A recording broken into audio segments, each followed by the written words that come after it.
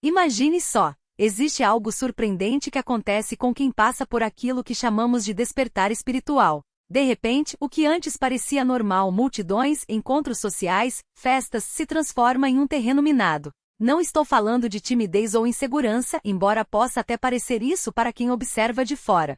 É algo muito mais profundo, quase imperceptível para quem não viveu. Quando você desperta, quando enxerga além da ilusão que a maioria das pessoas ainda acredita, quando percebe que o rei está nu, o mundo ao redor ganha contornos diferentes. É como ser a única pessoa sóbria em uma festa onde todos estão embriagados. Você enxerga a realidade com uma clareza quase dolorosa, enquanto os outros se perdem no teatro, completamente absorvidos pelo papel que escolheram representar. Vamos tentar descrever essa sensação, porque ela é realmente impressionante. Quando alguém que despertou entra em um ambiente cheio de gente, a primeira coisa que chama sua atenção é o ruído. Não apenas o som físico, embora isso também pese, mas o barulho psicológico, a energia caótica, a sinfonia dissonante de egos brigando por espaço.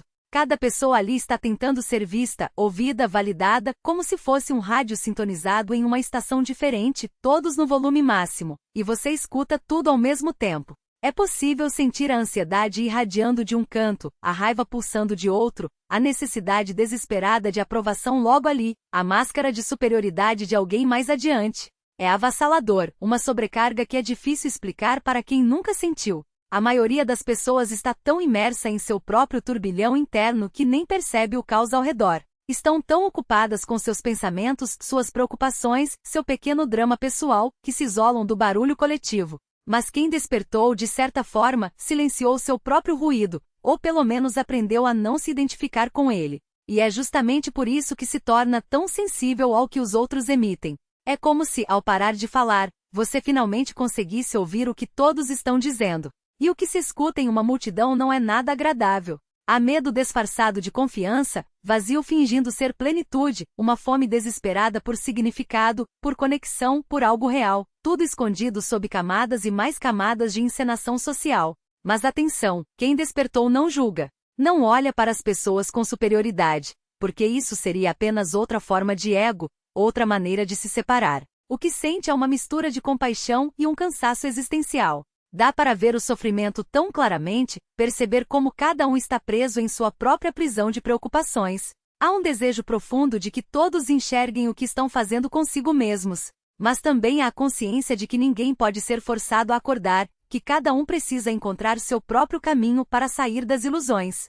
Outro fenômeno que acontece em multidões é o que podemos chamar de invasão energética. A maioria das pessoas tem fronteiras frágeis quando se trata de energia. Elas estão constantemente vazando e, ao mesmo tempo, tentando sugar energia dos outros. É isso que move grande parte das interações sociais, embora ninguém perceba. É uma troca inconsciente, ou melhor, uma batalha silenciosa. As pessoas tentam se sentir mais reais, mais vivas, mais importantes, atraindo atenção, dominando conversas, fazendo os outros rirem, impressionando com suas conquistas. Quem despertou sente tudo isso acontecendo, o puxa e empurra, o agarrar e o se defender, o inflar e o murchar. E como não está mais nesse jogo, como não busca energia nos outros, acaba se tornando um alvo. As pessoas, de forma inconsciente, percebem que ali está alguém com energia de sobra, alguém que não se defende como os demais, e se aproximam tentando sugar um pouco daquilo. É exaustivo. Imagine ser uma fonte de água no meio do deserto. Todos os sedentos virão até você, pedirão algo, e você não pode saciar a todos sem se esgotar. Por isso, quem despertou muitas vezes precisa se recolher, proteger sua energia, não por egoísmo, mas por pura sobrevivência. Há também a questão da autenticidade, ou melhor, da falta dela. Em multidões, as pessoas quase nunca são verdadeiras. Estão interpretando papéis, usando máscaras, representando versões de si mesmas que acreditam ser aceitáveis, admiráveis, dignas de amor ou respeito. E essa performance é tão automática, tão enraizada, que a maioria nem percebe que está fazendo isso. Mas quem despertou enxerga com clareza o abismo entre o que as pessoas mostram e o que realmente são. E isso cria uma situação estranha, porque quem despertou, ao abandonar suas próprias máscaras, ao aprender a simplesmente ser sem fingimentos, acaba se destacando. Age de forma incomum, talvez muito direta, talvez muito quieta, talvez sem disposição para os joguinhos sociais de sempre. E isso incomoda os outros. As pessoas sentem que alguém ali não está seguindo as regras, não está participando da encenação coletiva, e isso as ameaça porque as faz lembrar, mesmo que inconscientemente, de sua própria falta de autenticidade. Por isso, quem despertou muitas vezes se vê isolado no meio da multidão, presente mas sem realmente participar, observando sem se envolver profundamente. Torna-se como um espelho, e as pessoas não costumam gostar de se olhar em espelhos que refletem seu rosto verdadeiro, e não a imagem que construíram. Há ainda outro aspecto interessante: em multidões, forma-se uma espécie de consciência coletiva, uma mente grupal. As pessoas começam a pensar e sentir em uníssono, influenciadas pelo clima do ambiente, pelas expectativas do encontro, pelas regras não ditas da situação. É por isso que multidões podem se transformar em turbas com tanta facilidade. A consciência individual se dissolve no coletivo, e as pessoas fazem em grupo coisas que jamais fariam sozinhas. Mas quem despertou não se funde com essa massa. Mantém sua individualidade mesmo no meio da multidão, observa a formação dessa mente grupal sem ser absorvido por ela. E isso, mais uma vez, gera uma sensação de separação, de solidão mesmo estando rodeado de gente. É como assistir a um filme enquanto todos os outros estão dentro dele, completamente imersos na história. Agora, há mais um ponto importante a considerar: a agitação, a ilusão coletiva como um peso invisível sobre os ombros. Mas essa dificuldade não é um sinal de fracasso, é o preço de enxergar, é o custo de não se anestesiar mais com as distrações que a maioria aceita como realidade. O que parece solidão, na verdade, é clareza. O que parece exaustão é apenas a fricção entre duas frequências, a da consciência desperta e a do sonho compartilhado. E aqui está a chave: essa tensão não é permanente. Ela é o atrito necessário para a transformação. Assim como um diamante só se forma sob pressão, a verdadeira conexão só emerge quando deixamos de nos agarrar às máscaras. O despertar não nos afasta dos outros, ele nos liberta da necessidade de fingir que somos separados. E quando essa liberdade se estabiliza, algo extraordinário acontece. A multidão deixa de ser um mar de estranhos e se torna um espelho. Cada pessoa, cada gesto, cada palavra carregada de medo ou desejo deixa de ser uma ameaça ou um ruído para se tornar uma expressão da mesma consciência que habita em você. Imagine estar em um salão de espelhos quebrados. Cada fragmento reflete uma parte distorcida de si mesmo, e no começo, a visão é caótica até dolorosa. Mas aos poucos, você percebe que todos os reflexos, por mais deformados que sejam, vêm da mesma luz. E então, em vez de se perder na confusão, você começa a ver a beleza da diversidade, não como algo que o divide dos outros, mas como a própria textura da existência. É assim que o despertar transforma a experiência das multidões.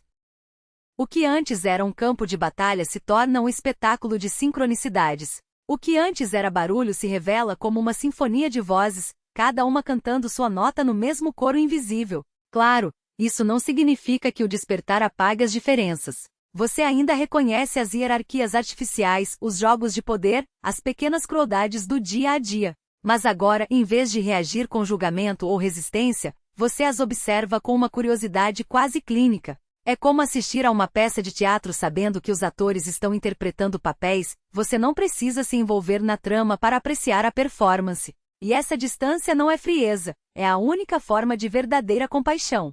Porque quando você não está mais identificado com o drama, pode ver o sofrimento por trás de cada personagem, pode sentir a vulnerabilidade escondida sob a armadura do ego, a solidão por trás da máscara da confiança, o medo por trás da agressividade. E é aí que a conexão profunda se torna possível. Não através de palavras vazias ou gestos ensaiados, mas através de um silêncio compartilhado, de um olhar que reconhece o outro sem exigir nada em troca. Você não precisa concordar com as ilusões alheias para estar presente. Não precisa aplaudir os papéis que as pessoas interpretam para se sentir próximo delas. Basta estar ali inteiro, sem filtros, e deixar que o outro sinta, mesmo que por um instante, que existe um lugar onde não precisa performar, onde pode simplesmente ser. Isso não é teoria. É a experiência de quem já não precisa se esconder. E o mais surpreendente é que, quando você para de tentar se encaixar, as pessoas começam a gravitar ao seu redor de uma forma que nunca aconteceria se você estivesse apenas seguindo as regras do jogo.